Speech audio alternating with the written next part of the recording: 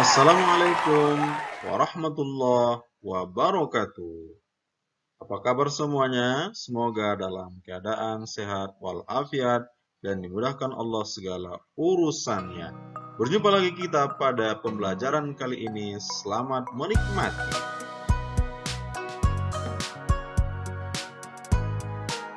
Perkenalkan, nama saya Irsal Amin MPDI, dosen pendidikan bahasa Arab UIN Syekh Ali Hasan Ahmad Ad-Dari Padang Sidimpuan. Udah pada tahu belum apa materi kita hari ini? Ayo, materi kita adalah strategi pembelajaran bahasa Arab. Apakah strategi itu? Nanti akan kita bahas secara tuntas pada slide berikutnya. Pembelajaran kita pada pertemuan kali ini, ada baiknya saya menjelaskan tujuan perkuliahan kita. Apakah itu? Yang pertama, mahasiswa harus menguasai konsep strategi pembelajaran bahasa Arab secara umum dan mampu mensinergikan dengan prinsip-prinsip pembelajaran bahasa Arab dalam menerapkan ilmu dan profesi yang dikuasainya. Yang kedua, memahami konsep, kedudukan, dan fungsi strategi pembelajaran bahasa Arab pada pembelajaran di sekolah. Yang ketiga, memiliki keterampilan dalam pembelajaran bahasa Arab sesuai dengan perkembangan kurikulum. Yang keempat, memiliki pemikiran-pemikiran kreatif dan inovatif dalam melaksanakan pembelajaran bahasa Arab. Di pembelajaran bahasa Arab, ada baiknya kita mengetahui problematika pembelajaran bahasa Arab. Ternyata banyak masalah-masalah pembelajaran bahasa Arab yang ada di Indonesia. Yang pertama adalah problem psikologi ataupun kejiwaan, baik pada mahasiswa maupun pada dosennya, baik pada guru ataupun pada pengajarnya. Yang kedua, problem epistemologi atau landasan dan bangunan keilmuan.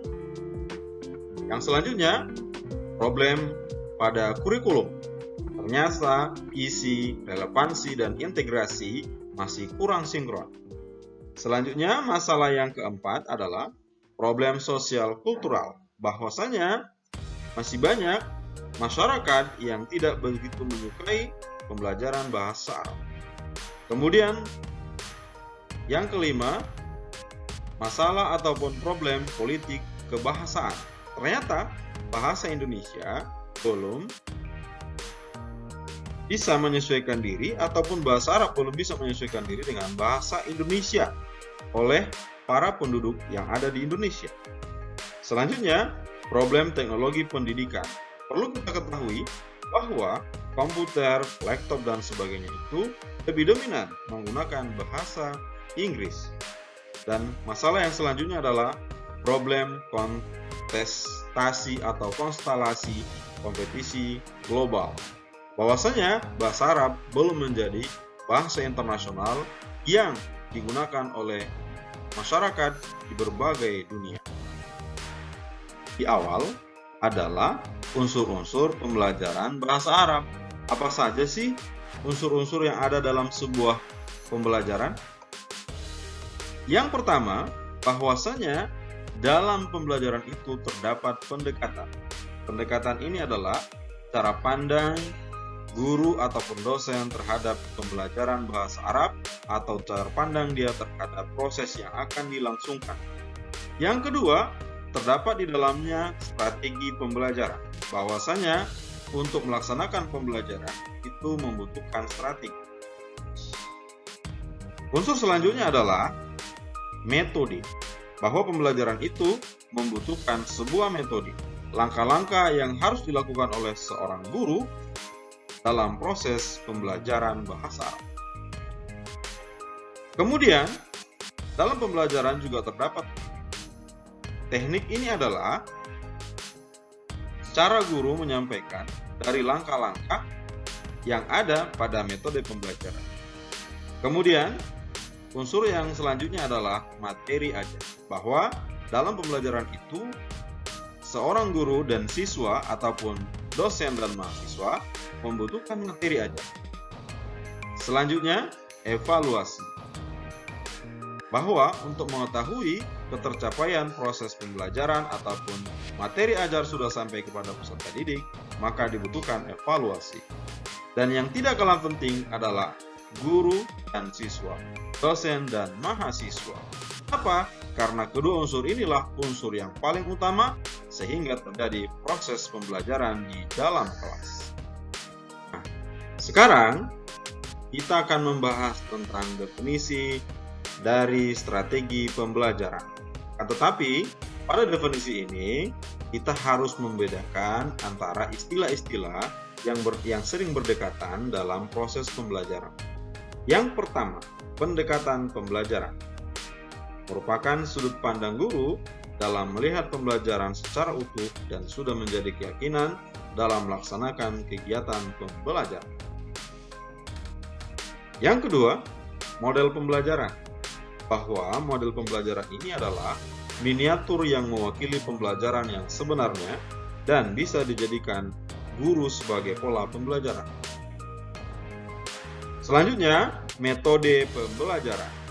Supaya yang dilakukan untuk mengimplementasikan rencana yang sudah disusun dalam kegiatan nyata agar tujuan yang telah disusun tercapai secara optimal, yang merupakan implementasi dari strategi. Selanjutnya, teknik pembelajaran. Artinya, teknik pembelajaran adalah cara yang digunakan seseorang dalam rangka mengimplementasikan metode. Artinya, ini adalah milik guru. Setelah ada metode, kemudian setiap guru punya cara tersendiri dalam melakukannya. Taktik pembelajaran, yaitu gaya seseorang dalam melaksanakan suatu teknik atau metode tertentu. Nah, ini dia baru definisi strategi pembelajaran. Apakah itu? Strategi pembelajaran mencakup penggunaan pendekatan, penggunaan metode, penggunaan teknik, penggunaan media, penggunaan sumber belajar, pengelompokan peserta didik untuk mewujudkan interaksi edukasi antara pendidik dengan peserta didik, antar peserta didik, dan terhadap proses, hasil, atau dampak kegiatan pembelajaran. Nah, strategi itu jauh lebih luas dibanding pendekatan, dibanding metode, dibanding model, dibanding teknik, dan teknik pembelajaran. Karena strategi itu adalah cara seorang guru dalam menyusun proses ataupun langkah-langkah atau skenario yang akan dilakukannya dalam kelas ketika proses pembelajaran. Menarik kan? Sudah paham sekarang? Nah, setelah kita mengetahui definisi strategi pembelajaran bahasa Arab, sekarang adalah tujuan adanya strategi pembelajaran. Untuk apa sih? Nah, jawabannya adalah untuk mengajarkan kepada peserta didik agar dapat belajar atas kemauan dan kemampuannya sendiri, atau pembelajar mandiri yang mengarah pada pembelajaran. Nah, setelah kita mengetahui bahwa strategi pembelajaran ini ditujukan untuk peserta didik, maka dari itu perlu kita memahami bahwa mereka mempunyai jenis-jenis gaya belajar masing-masing. Apa saja? Gaya belajar yang pertama adalah gaya belajar visual.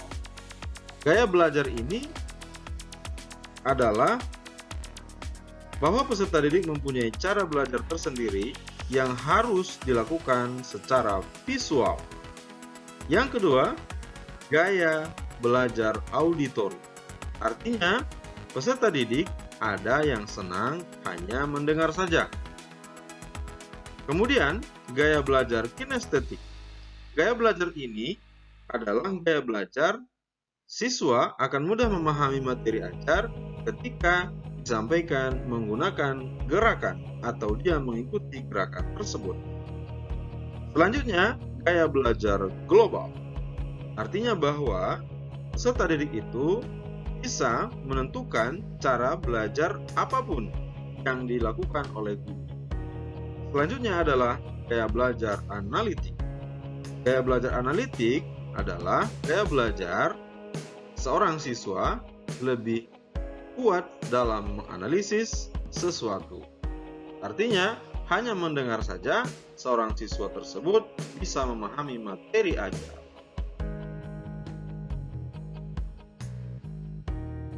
Karena peserta didik mempunyai gaya belajar masing-masing, maka dalam menentukan strategi pembelajaran bahasa Arab yang sesuai harus mempunyai prinsip.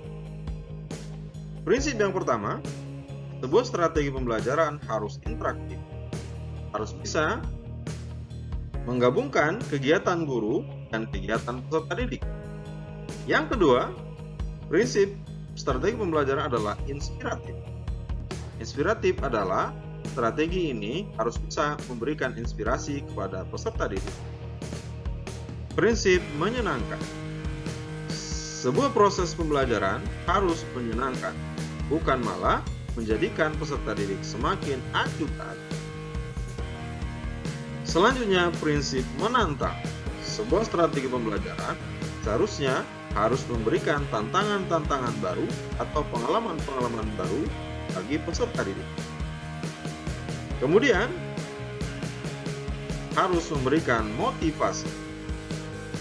Peserta didik harus termotivasi terhadap bahasa Arab setelah mengikuti proses pembelajaran. Selanjutnya, prinsip tercipta ruang kreativitas. Kelas itu sesungguhnya adalah milik guru dan peserta didik. Maka, buatlah sebuah proses ataupun kegiatan sekreatif mungkin. Yang selanjutnya adalah sesuai dengan perkembangan psikologis peserta didik.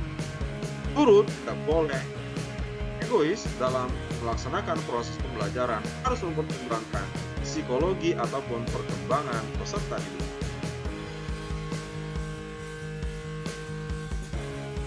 Komponen-komponen strategi pembelajaran.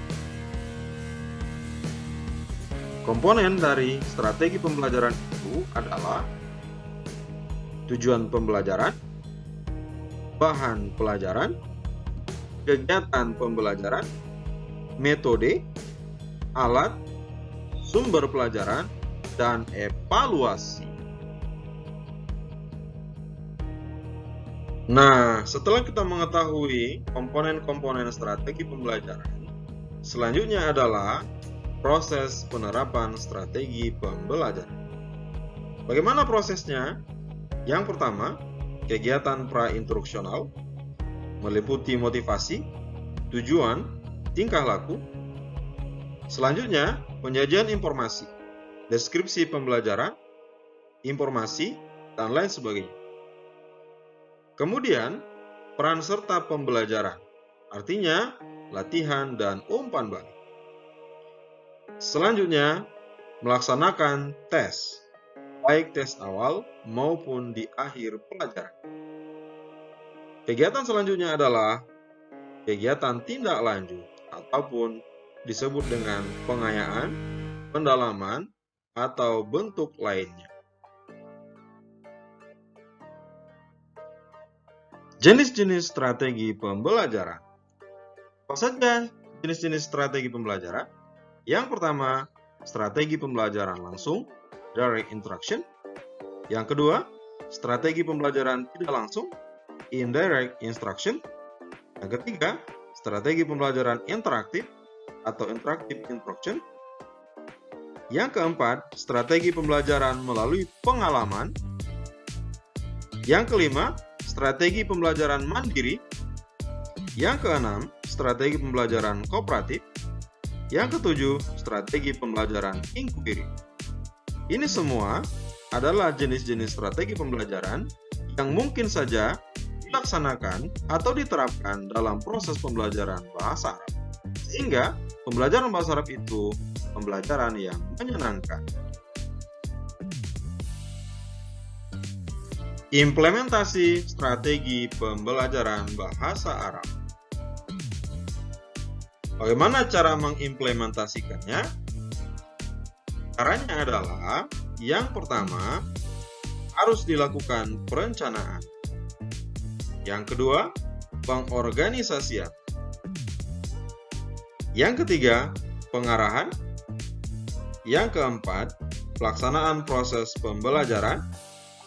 Yang kelima, evaluasi pembelajaran. Artinya, sebuah pembelajaran harus direncanakan, apa yang harus dilakukan, kemudian diorganisasikan, baik berkaitan dengan langkah-langkah kegiatan, alat-alat yang dibutuhkan, dan sebagainya.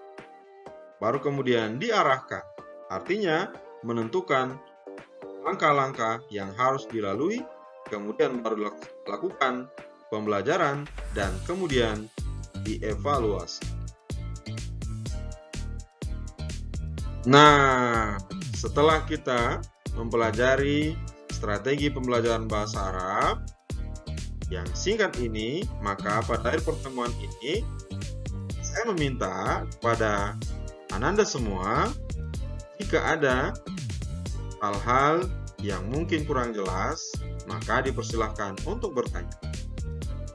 Saya berikan 3 kesempatan bertanya kepada seluruh mahasiswa yang hadir pada pertemuan kali ini. Silakan.